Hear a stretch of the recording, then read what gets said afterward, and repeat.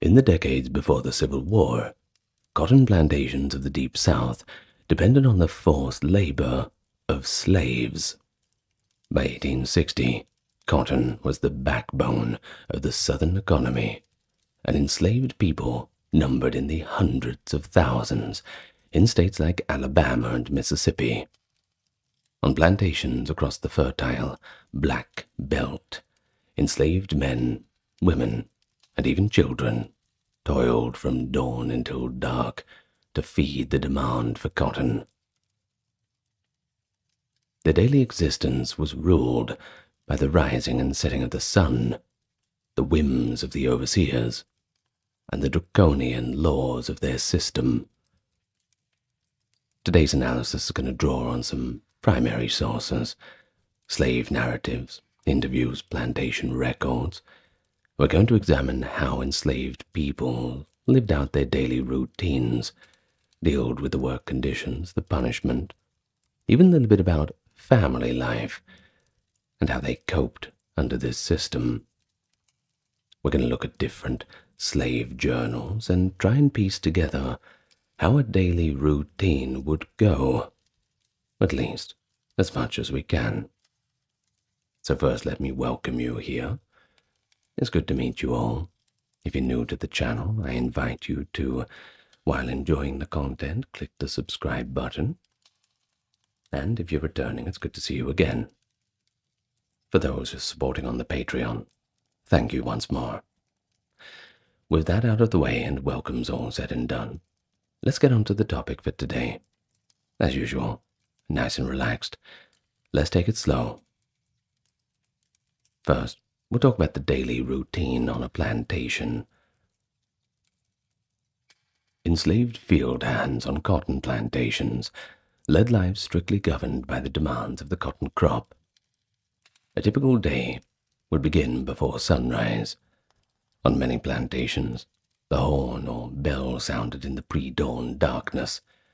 That was the signal for the slaves to awaken and get to work. James Williams, who had been a slave driver on an Alabama cotton plantation in the 1830s, described it like this: at the earliest dawn of day, the slaves were awakened by the blasting of a horn. Some tried to rise earlier, to eat a small morsel, the morning's bit of bread or bacon, but if anyone overslept until the horn sounded, they had no time to snatch a mouthful before being driven out to the fields. Once the workday's signal was given, the slaves had to assemble and proceed to their task without a moment's delay. On cotton plantations, this meant heading to the fields as soon as there was enough gray light to distinguish the cotton plants from the weeds. Overseers or drivers distributed tools every morning: plows, hoes, cotton sacks, and every slave took their assigned place in the field rows. And then there were children. The ones who were too young for field work were left behind in the quarters, under the care of an elderly woman, often called a granny or the plantation nurse. They would mind the infants and toddlers, while their parents got to work in the fields. It was a kind of a crude daycare system. It allowed planters to extract a little bit more labor from mothers shortly after childbirth, too, even as nursing women were expected back in the field, with only brief intervals to feed their children mid-morning. Think about it. If you have several female slaves who have given birth, that might mean several people off work. But if you just have one system of daycare, if we're going to put it in that way, well, one woman can look after all of the children. This means more hands. The field labor on a cotton plantation stretched from first light until sundown, often 12 to 14 hours of continuous toil. Of course, this would depend on the strictness of the masters. Some masters did not treat their slaves so harshly, viewing them more as workers who needed to be looked after a little better. We'll get to that a little bit later. Sometimes work hours could go a little bit longer during harvest time. Overtime that kind of thing. Now, I'm sure you've heard of Solomon Northup, the subject of the film 12 Years a Slave and the writer of the diary of the same name. He endured 12 years of enslavement on Louisiana plantations, and he wrote that slaves were required to be in the cotton field as soon as it is light in the morning, and aside from a short midday break, they are not permitted to be a moment idle, until it is simply too dark to see. One Alabama bondsman likewise recalled that the overseer would get slaves up before day blowing his big horn, and us would work twell plumb dark. The labor did not necessarily stop even when daylight faded. In peak harvest season, work extended into the night. Solomon Northup noted that when the moon was full, sometimes they labored as long as the clouds would allow them. Around noon usually came a brief stop for a meager meal. Often it was no more than a few minutes to gulp down cold bacon before the horn called them back to the field.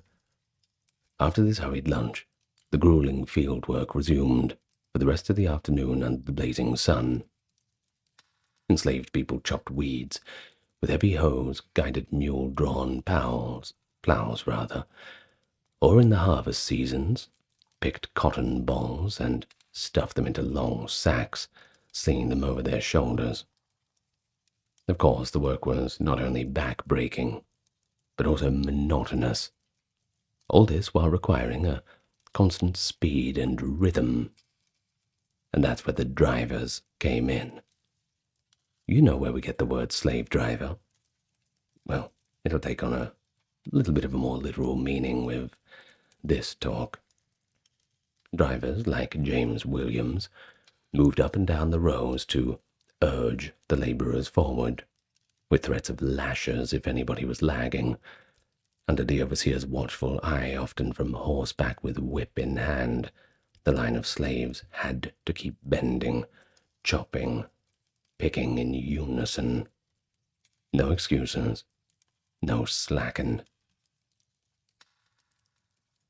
He was reported as saying as following: I was employed in passing from row to row in order to see that the work was well done and to urge forward the laborers.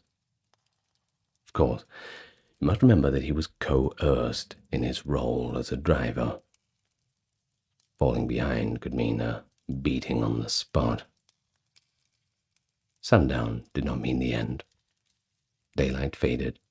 The field hands were finally permitted to stop field work and leave, often carrying their tools and baskets. But the day's duties were not truly over. First they had to tote their harvested cotton to the gin house or cotton shed to be weighed and stored. At day's end, each slave had to bring their filled cotton basket to be weighed at the gin house, a moment always approached with fear and trembling. Why would that be? Well, you see, the slaves often had quotas. If a slave fell short of that daily quota, they may suffer a punishment on the spot.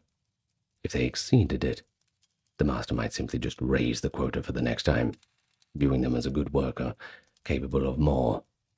A kind of bizarre motivation. After weighing and storing the cotton, the slaves still had to perform their evening chores around the farm, and that could mean all sorts of jobs. Cutting firewood, feeding mules, fetching water, and so on, depending on what kind of skills and strength the particular slave had. Only after completing these duties could they finally trudge back to their meager quarters. But even so, you didn't get too much rest in there. When slaves at last reached their cabins, they still had to tend to their own basic needs, and their own basic needs, of course, had been postponed all day. They might have to grind corn into meal by hand on a crude hand mill to prepare their food, and then cook whatever meager supply they had, typically over an open hearth. Women in particular had to spend hours at night carding cotton or spinning yarn, to finish cloth for their clothing. Many had spinning quotas to fulfill on top of a day's field work, under threat of punishment if they failed to finish. Some slaves also attended to small garden patches or chickens at night to supplement their meager rations. After only a few hours of rest, the unwelcome horn would sound again, and the cycle would begin all anew. The exhaustion was, of course, profound as one can imagine.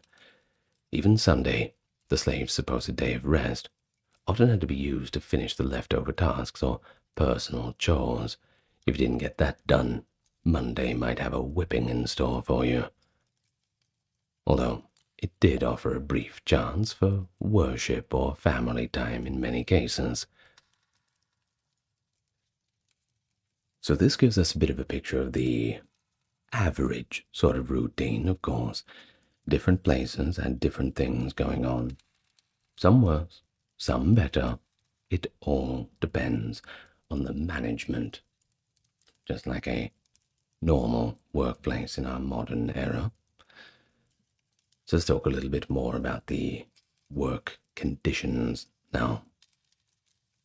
The daily routine in itself was grueling, but the conditions under which enslaved people labored made it even more brutal.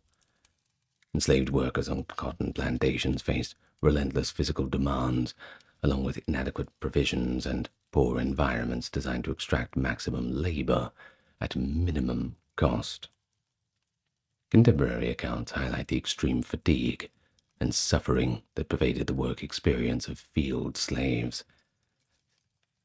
Planters enforced high productivity from each hand. An ordinary day's picking was about 200 pounds of cotton, and any slave who brought in less was typically punished. A new hand's capability was tested on their first day. Overseers would whip him up smartly to pick up the pace as much as possible, then require an amount every day thereafter. If any day's weight fell short, it was considered evidence that he had been laggard. A number of lashes could be the penalty. Each person thus had a fixed quota under the constant threat of the whip. Exceptional pickers, like one young woman on Northup's plantation, could gather as much as 500 pounds in a single day. You'd think this would be rewarded, surely. But rather than actually rewarding her, the master simply expected feats regularly such as this, and according to Northup, she would surely have been beaten if she fell below that extraordinary mark. Slaves who consistently could not meet the standard quota might be reallocated to other work, such as stock tending or carpentry, rather than whipped daily for shortfall. Beyond cotton picking, many other tasks filled an enslaved person's workday. In spring, slaves plowed the fields and planted seed from sunup to sundown. In summer, they thinned the cotton and hoed weeds under a punishing sun. Many suffered from heat exhaustion. Those not acclimated to the deep south climate sometimes collapsed under the extreme heat and severity of the toil. Overseers were often quite indifferent to the suffering. One even joked that fainting newcomers were Virginia ladies, altogether too delicate for Alabama use, yet he still drove them into collapse. The constant threats were dehydration, malaria, and sunstroke. Slaves were often given no hats or inadequate shoes, and their coarse clothing offered pretty much no protection from sun or rain. Fevers and illnesses were also frequent, and medical care was primitive if you could get it at all, typically limited to home remedies or just a good rest, if that was allowed. Planters were provided just enough food to keep the slaves working, but also keep them somewhat well-nourished, if they could afford that. Weekly rations were pretty meager generally, typically a peck of cornmeal and 3 to 4 pounds of salt pork or bacon per person. This might be cooked into cornmeal mush or cornbread in a thin pork stew. Slaves rarely received vegetables, milk, or other foods from the plantation stores. To avoid starvation, many enslaved people cultivated small garden patches by their cabins, or foraged and hunted at night to supplement their diet. But even so, chronic hunger and malnutrition were common. One enslaved woman recalled the standard fare was 3 pounds of meat and a peck of meal per week. Very little else. Clothing, on the other hand, was issued sparingly, usually once or twice a year, and was the cheapest and coarsest fabric. Onseberg, not sure if you heard of that. It's been a while since that has been on the shelves. It was a rough linen, commonly used for slave garments. Adults might receive a single outfit for summer, shirt and pants for men, a dress for women, and one for winter, plus maybe a coat and a pair of shoes. The pair of shoes, you had to be pretty lucky to get them, though. Children frequently went without proper clothing. Many wore nothing more than a long shirt tail until adolescence. Bedding was likewise minimal. An enslaved person typically got 1 coarse blanket per year, and they slept on wooden planks or the cabin floor with straw or rags for padding. Housing for enslaved families usually consisted of crude one-room log cabins in an area called the slave quarters. These cabins were rudimentary structures, often without windows, with dirt floors and leaky roofs. Multiple family members slept together in such cramped quarters. Little privacy or comfort. James Williams, from his journal, noted that slave cabins on his Alabama plantation each had a piece of ground attached to them for a garden, where the occupant could try to raise a few vegetables. There was a catch, though. The slaves could usually tend these gardens only at night or on Sundays, and that is, of course, after the exhausting work days. The quarters were generally within earshot of the overseer's master's house. Williams said it was 300 yards away. If you got caught, well, out comes the whip. And then what was the situation for health and medical care? We've briefly mentioned it. Given the long hours, exposure, and poor diet, one may imagine that people often fell ill or suffered injuries. However, medical care was grossly inadequate. Planters rarely summoned doctors, except in extreme cases. Instead, sick slaves were usually treated with crude home remedies or just left to recover or just die on their own. Enslaved individuals were expected to work through common illnesses like fevers, and resting was often not tolerated unless a person was on the brink of collapse. Pregnant women often received no special consideration. They were expected to work up until childbirth, and many miscarriages or stillbirths resulted from overwork and abuse. There was one particularly horrific case in Alabama.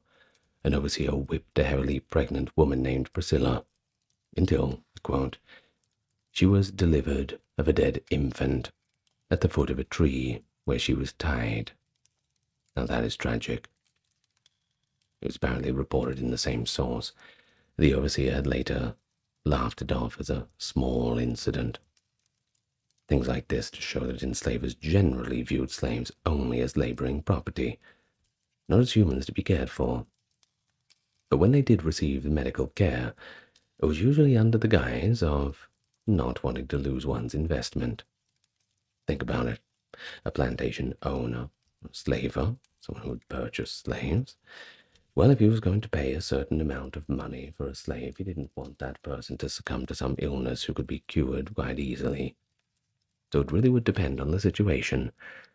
But generally, you would just be told to get over it.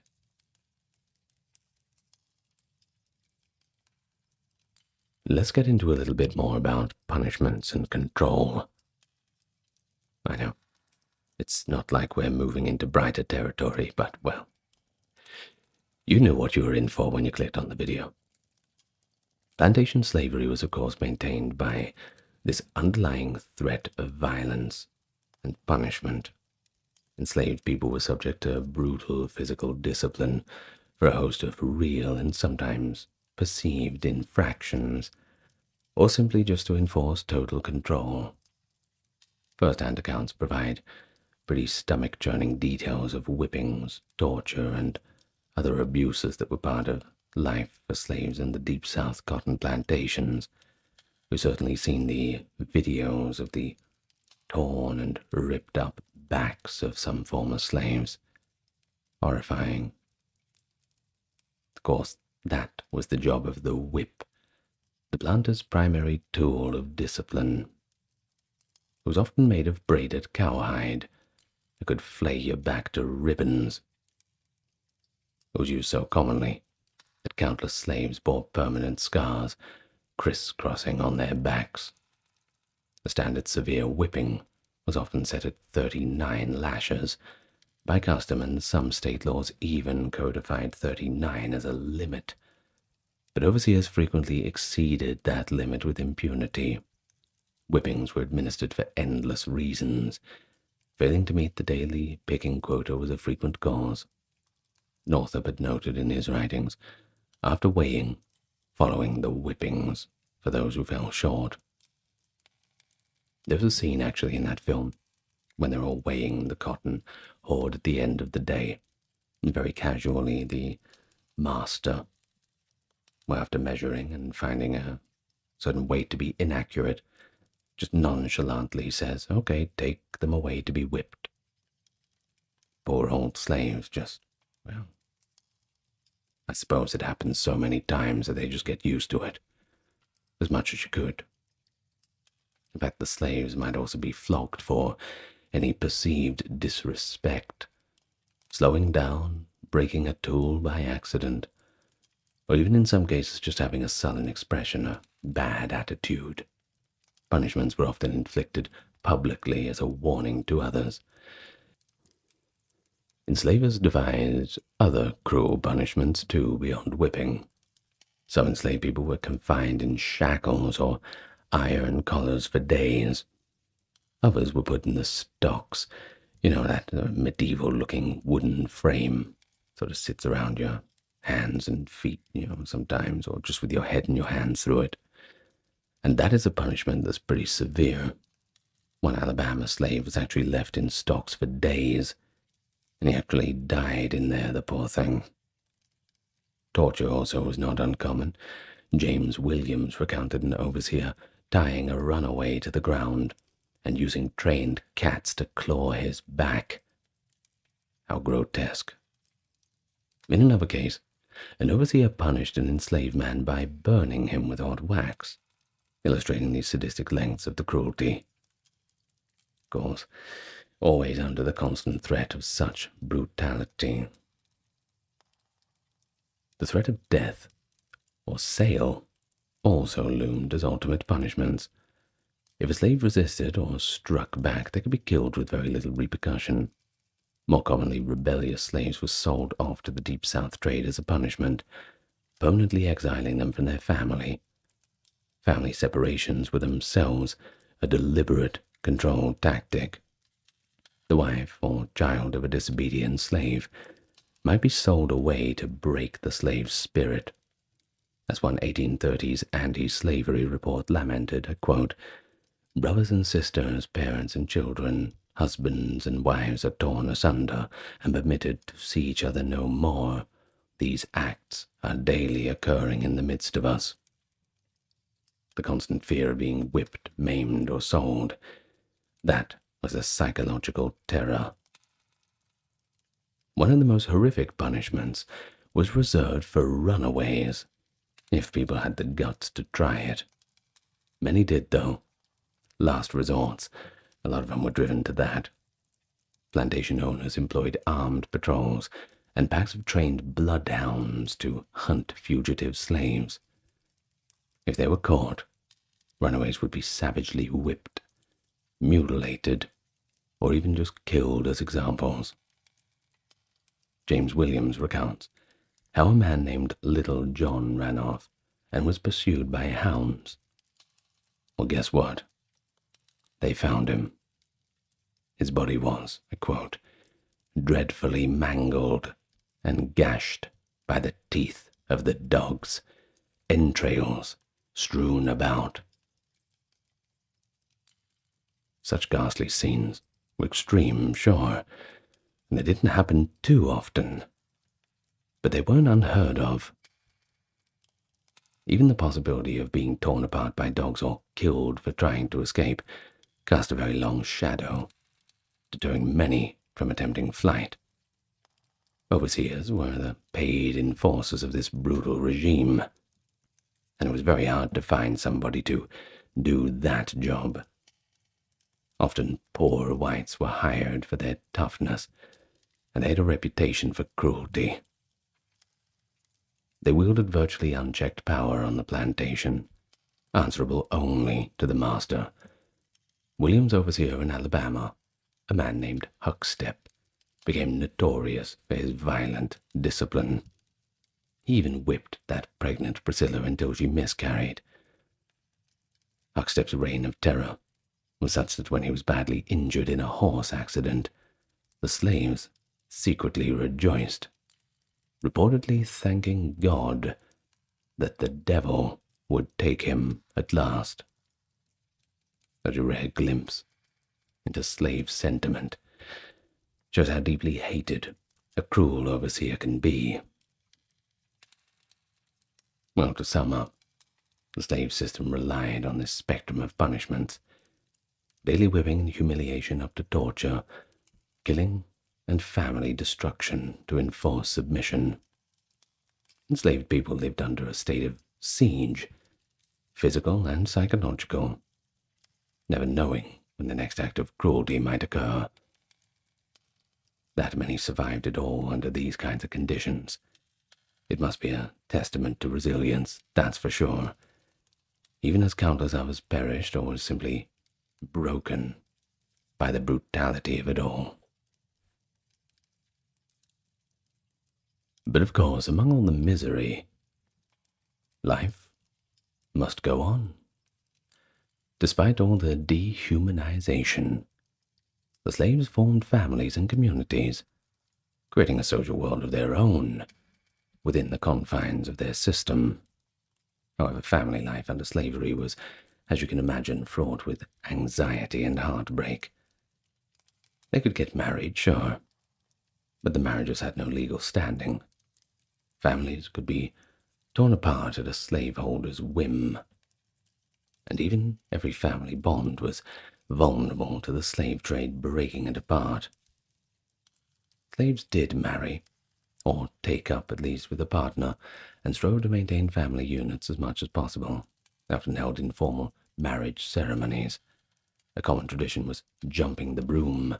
The couple would jump over a broomstick together as a symbol of union. Typically, they had to get the master's permission to marry or live as husband and wife. Some owners allowed it, too, seeing advantage in slaves having families. Children born into slavery increased the owner's human property, too. And some owners just wanted to treat their slaves a little bit more humanely. Once again, it really depends on the person. We can't imagine that every single slave owner was a monstrous, Disney-like villain. I know that's a controversial opinion, but we just cannot put things into such simplified terms, because it all comes on a spectrum. Well, either way, this permission to get married could be denied or revoked arbitrarily. There was one ex-slave that recalled that you couldn't marry unless another masters agreed to buy both of them, meaning that if a husband and wife had different owners, one owner had to purchase the other, or the marriage would just simply not be allowed. Too bad. So sad. If such an agreement wasn't reached, couples might simply cohabitate without any formal sanction, or maintain a marriage across plantations through nightly visits when possible. Enslaved couples cherished their bonds, despite all these obstacles. Human feelings don't go away, even in times of trouble. They considered themselves married in the eyes of God, even if they weren't recognized by law. Slaves often sought to live together as families in their quarters, as many slave holders did tolerate nuclear families on their plantations, as long as the slaves remained obedient. Some masters found that allowing family life could make slaves more docile. However, the threat of separation always hung over them. The husband on one plantation often lived in fear that his wife or children might be sold, while he was powerless to prevent it, and of course vice versa. For enslaved mothers and fathers, parenthood was a mix of both joy and terror. Like everyone else, they loved their children dearly, but they knew they were raising them under constant peril. Slave infants were typically allowed to stay with their mothers until weaning, but after that, they could be sold at any time. Harriet Ann Jacobs, an enslaved mother herself, described how every New Year's Day, the traditional hiring and sale day for slaves, comes laden with peculiar sorrows for slave mothers, who sit watching the children, who may all be torn from her the next morning. Jacobs witnessed a mother of 7 in North Carolina lose every single one of her children in the same tragic day. The woman was screaming at the auction, according to Jacobs. They took all. Gone. All gone. Why doesn't God kill me? As her last child was carted away. Jesus.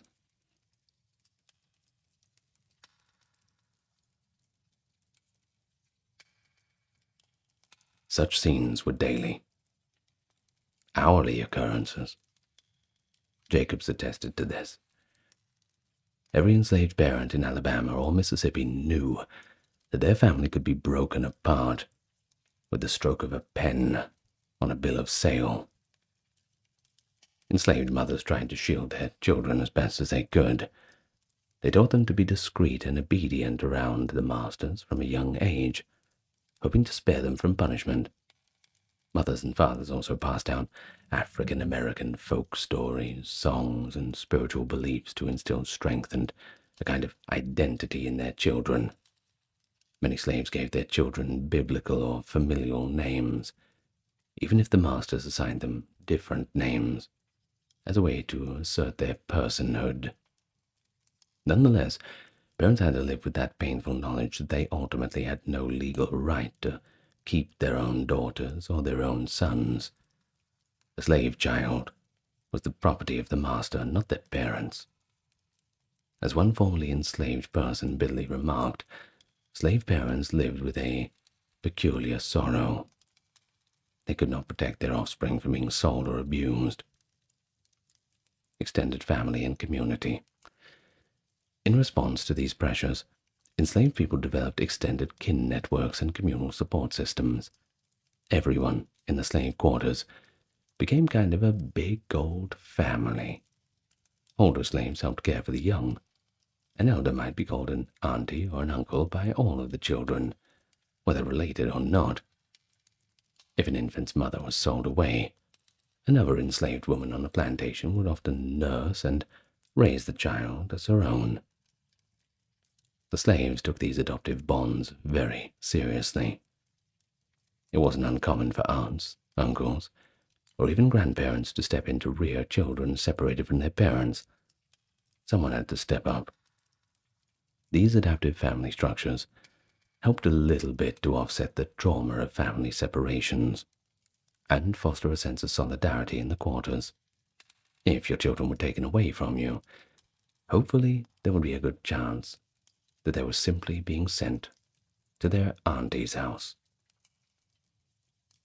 But despite the slaveholders' efforts to suppress them, enslaved people also built their own community life and cultural traditions. In slave quarters at night, they forged a semi-autonomous social world. They sang spirituals and work songs that expressed their hopes and sorrows in coded language among themselves. They told folk tales that taught lessons about surviving by wit and guile, On rare evenings or Saturday nights, they held informal dances or prayer meetings. One former slave from Alabama recalled that on some Saturday nights the slaves would sing and dance and have prayer meetings in their quarters. Another remembered how on special nights they had lots of fun, cutting monkey shines and dancing all night long. Sometimes even the plantation mistress would quietly watch the slaves dance for a while.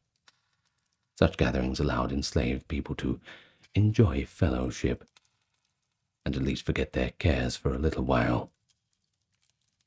They laughed, celebrated marriages, and told jokes about the masters behind their backs most likely, forging a shared culture and identity that the slaveholders could never really whip out of them. But perhaps most remarkably, enslaved people continued to form and cherish family bonds under slavery's assaults. Many couples stayed together for life, even if they were not separated by sale. They considered their anniversary of jumping the broom as meaningful as a legal wedding. Parents clung fiercely as their children as they could. Family members were sold away, often attempted to maintain contact by sending letters through clandestine means or relayed messages via traveling slaves. After the Civil War, thousands of freed people would embark on journeys to try and reunite with long-lost spouses, children, or siblings.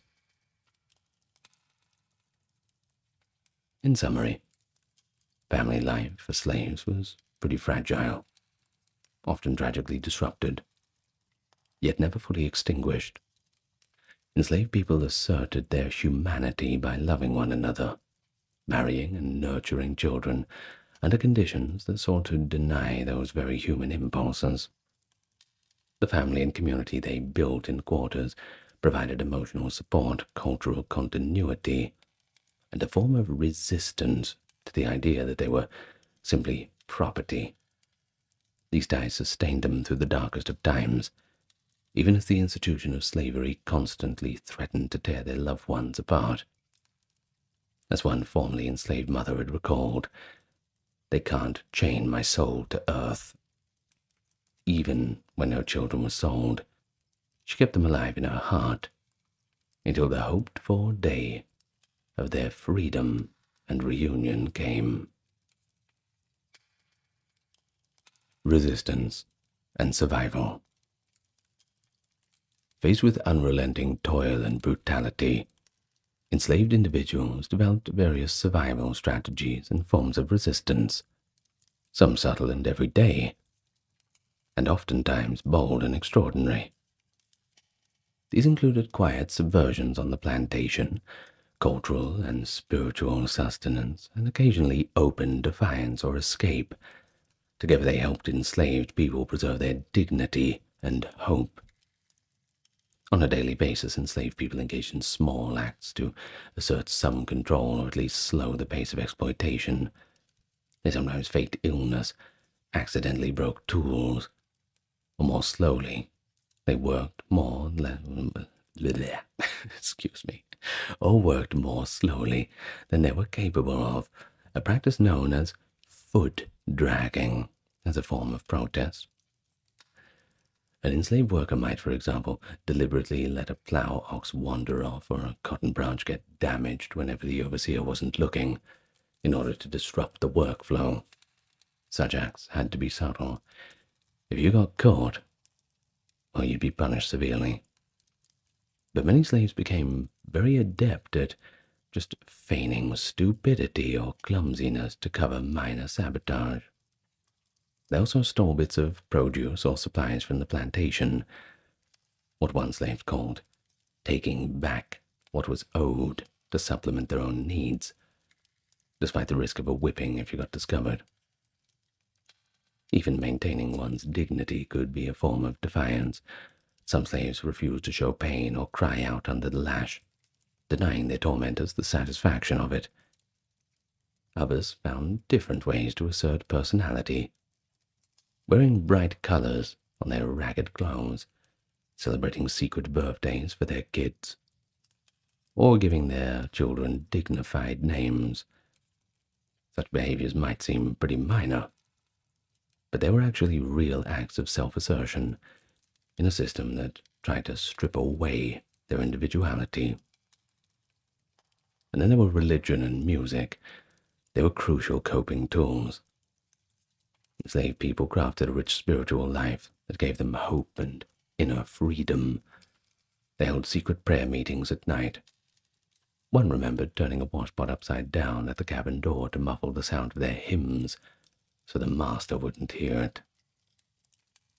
In their humble, brash arbors of slave quarters, they sang spirituals that often had double meanings, praising God while yearning for deliverance from bondage. The biblical story of Exodus, that is, that escape from slavery, well, that was especially inspiring. When they sang the song, "Go Down, Moses," or even "Swing Low, Sweet Chariot," they were affirming their faith that one day all of God's children would be free. This faith gave them strength to endure the suffering. As an ex-slave in Mississippi put it, "We prayed that the Lord would set us free. We know that he would, in his own time." Music thus lifted their spirits. Enslaved people sang while working, during worship, and in their few leisure moments. These songs expressed sorrow, hope, and sometimes veiled protest. Owners often thought the slaves were singing from happiness, but as Frederick Douglass, the abolitionist, famously observed, slaves sang most when they were most unhappy, pouring out their souls in melody. You ever wonder where the blues comes from? Think about it. Work songs and spirituals were a form of emotional release and a way to forge solidarity in the quarters. Similarly, slaves told Brer Rabbit folk tales and other stories in the evenings, in which the weak tricked the strong, allegories that gave them laughter, and a sense that cleverness could overcome brute power. They survived in large part by supporting one another. In the slave quarters there was a strong ethic of sharing and cooperation. If someone fell ill or was injured, neighbors would help tend to them with herbal remedies. If a family ran short of food before the weekly ration was distributed, others might quietly share from their own provision. Women often assisted each other with childcare, for instance. A mother would watch over several toddlers while the others were in the field. Enslaved people also secretly helped each other meet onerous tasks. An elderly ex-slave recalled staying up late many nights to help her daughter spin the required amount of yarn, so the daughter wouldn't be whipped for failing to meet the quota. These small acts of solidarity were a lifeline. Together, the slaves created a hidden support network, helping its members endure the hardship that would have been unbearable in isolation. But the most dramatic form of resistance was escape. Thousands of enslaved people attempted to flee, even though the odds were completely against them, especially from the deep south, where free territory was hundreds of miles away. Some runaways, or as they were called, truants, only hid out temporarily in nearby swamps or woods to escape punishment or overwork, returning after a few days or weeks when hunger or cold forced them back, or when an owner promised leniency. Others made daring bids for permanent freedom. One well-known Alabama fugitive, a man named James Curry, managed to disguise himself and travel north to freedom in the 1830s, later writing about his own escape. More commonly, Deep South runaways tried to reach cities like New Orleans or Mobile to stow away on ships, or they headed west toward the frontier, or south toward Mexico. In fact, slavery was non-existent in Mexico after 1829. Yeah, it kind of ties into the problems that they had with the Texas Revolution as well. It's cultural clashes. Well, most of these who ran away were eventually caught by slave catchers or betrayed by their own people, but their attempts inspired others, and rattled the slaveholders. The existence of the Underground Railroad, while more effective in the Upper South, still reached into the Deep South in some cases, aided by networks of black and white anti-slavery agents. Go and learn about John Brown. I did a video about him too. Every successful escape, such as that of Solomon Northup, who regained freedom after 12 years, but this was kind of a different circumstance, was a victory against the slave system and a beacon of hope to those who were left behind. During the Civil War, mass escapes occurred as Union armies approached. Enslaved people in Alabama, Mississippi, and elsewhere flocked to Union lines whenever possible, seizing the opportunity to free themselves. Striking while the iron was hot, I suppose. They became contrabands in Union camps, or took up arms as soldiers in the United States colored troops. Now that's a video on its own. Their actions affirmed that enslaved people were not passive recipients of freedom, but active agents securing it. In the words of an enslaved minister, when freedom finally came, it was because we prayed for it. We kept praying and waiting on the Lord. But they also took action when the moment arrived. Survival and resistance, they go hand in hand, from quiet subversions of the plantation to the bold strike for liberty, when history presented them with the chance, finally. And so that was it, the daily life of a slave on a cotton plantation on the Deep South. Exploitation, endurance, resistance, survival. From the first pre-dawn blast of the horn to the exhausted last drudging step back into the cabin at night. It was a ceaseless labor under hostile conditions, a daily routine unimaginably long and grueling, governed by the sun's rise and the overseer's lash. Food, rest, family. These needs were barely accommodated. Brutal conditions left them hungry, exhausted, physically broken, while arbitrary cruelty and the perpetual threat of violence and family separation enforced the planter's authority. Yet within this bleak picture, we also discern the resilience and agency of these people. The voices of former slaves reveal that they found ways to live on, not merely just exist. In the flicker of a cabin firelight after midnight, a mother might teach her child another quiet song. Sunday evenings, slaves gathered to pray, sing of deliverance.